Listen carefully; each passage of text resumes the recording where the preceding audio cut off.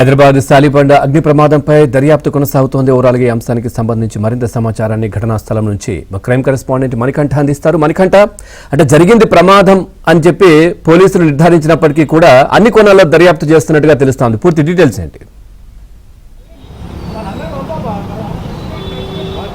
Pawan, Shalibanda Gomati electronics లో చోటు చేసుకున్న అగ్ని ప్రమాదంపై ప్రస్తుతం మొగల్పుర పోలీసులు అలాగే విద్యుత్ శాఖ అధికారులు దర్యాప్తు అయితే చేపట్టారు. ఈ ప్రమాదాన్ని ఎందుకు జరిగింది, ప్రమాదానికి కారణాలు ఏంటో ప్రస్తుతం వాళ్ళైతే విశ్లేషిస్తూ ఉన్నారు. ఎగ్జాక్ట్గా ప్రమాదం జరిగిన ప్రమాద స్థలి వద్ద అయితే ఉన్నాము. సుమారుగా నిన్న రాత్రి 10:30 సమయం లోపే ఈ ప్రమాదం జరిగింది. ఒక్కసారి చూసుకోవచ్చు మనం విజువల్స్లో.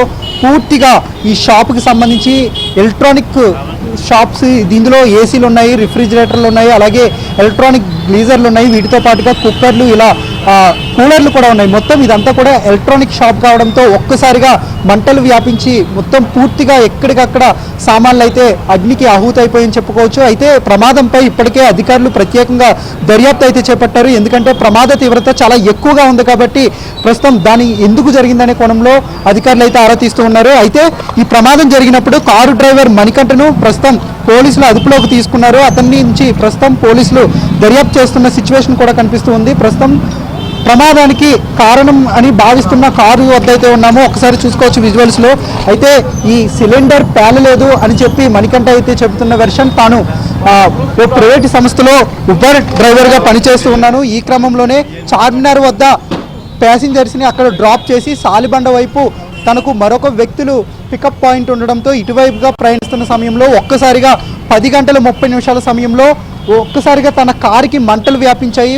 ఆ సమయంలోనే తాను అద్దాలు బ్రేక్ చేసుకుని బయటకు వచ్చి ప్రాణాలు రక్షించుకున్నానని తన వెర్షన్ అయితే చెబుతూ ఉన్నాడు. సో అయితే పోలీసులు ఈ కొత్త కోణాలు బయటికి రావడంతో అన్ని కోణాల్లోనూ ప్రస్తుతం దర్యాప్తు చేస్తున్నారు.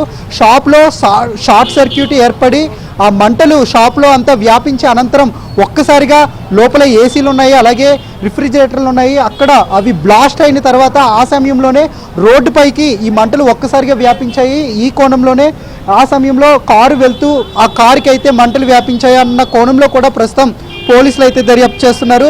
అన్ని కోణాల్లోనూ దర్యాప్తు చేస్తున్న సిచ్యువేషన్ ఉన్నప్పటికీ అసలు ఈ ప్రమాదం ఎందువల్ల జరిగిందనేది ఇప్పటివరకు స్పష్టత రాలేదు. ముఖ్యంగా కారు వెళ్ళి షాప్ని ఢీకొట్టి వల్లే ఈ ప్రమాదం జరిగిందా, లేదంటే షాప్లో షార్ట్ సర్క్యూట్ ఏర్పడి ఈ కార్కి మంటలు చెలరేగి ఈ దుర్ఘటన జరిగింది అనేది ప్రస్తుతం పోలీసులు అయితే దర్యాప్తు చేస్తున్నారు. ఫోరెన్సిక్ టీం వచ్చింది, అలాగే మొగల్పుర పోలీసులు కూడా చేరుకున్నారు, విద్యుత్ శాఖ అధికారులు కూడా చేరుకుని ప్రస్తుతం ప్రమాదంపై అసలు ఈ ప్రమాదానికి కారణాలు తెలుసుకుంటున్నారు.